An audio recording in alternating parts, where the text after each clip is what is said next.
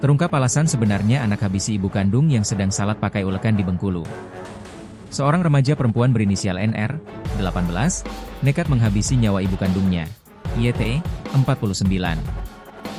Peristiwa anak bunuh ibu ini terjadi di Jalan Manggi 1, Kelurahan Panorama, Kecamatan Singaran Pati, Kota Bengkulu, Sabtu, 2 Agustus 2025, sekitar pukul 13 waktu Indonesia Barat.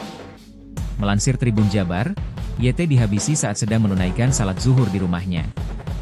NR memukul YT dengan batu ulekan dan menusuk korban dengan pisau. Warga pun segera melaporkan peristiwa tersebut ke pihak kepolisian sektor Gading Cempaka. Korban tadi mengalami luka tusuk di beberapa bagian tubuhnya, ungkap Yuli, tetangga korban, Sabtu sekitar pukul 15.30 waktu Indonesia Barat. Tim gabungan Resmob Macan Gading Polresta Bengkulu bersama tim Opsnal Polsek Gading Cempaka telah mengamankan terduga pelaku yang merupakan anak kandung korban. Pelaku dibawa ke Polresta Bengkulu untuk menjalani pemeriksaan lebih lanjut. Sementara itu, jenazah korban dibawa ke Rumah Sakit Bayangkara Kota Bengkulu untuk divisum.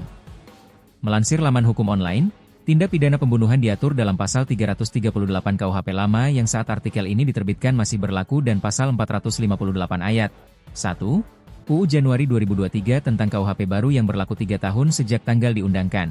1. Yaitu tahun 2026.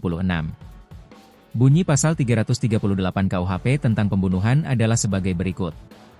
Barang siapa dengan sengaja merampas nyawa orang lain, diancam karena pembunuhan dengan pidana penjara paling lama 15 tahun. Adapun, pasal pembunuhan dalam pasal 458 ayat 1 UU Januari 2023 berbunyi.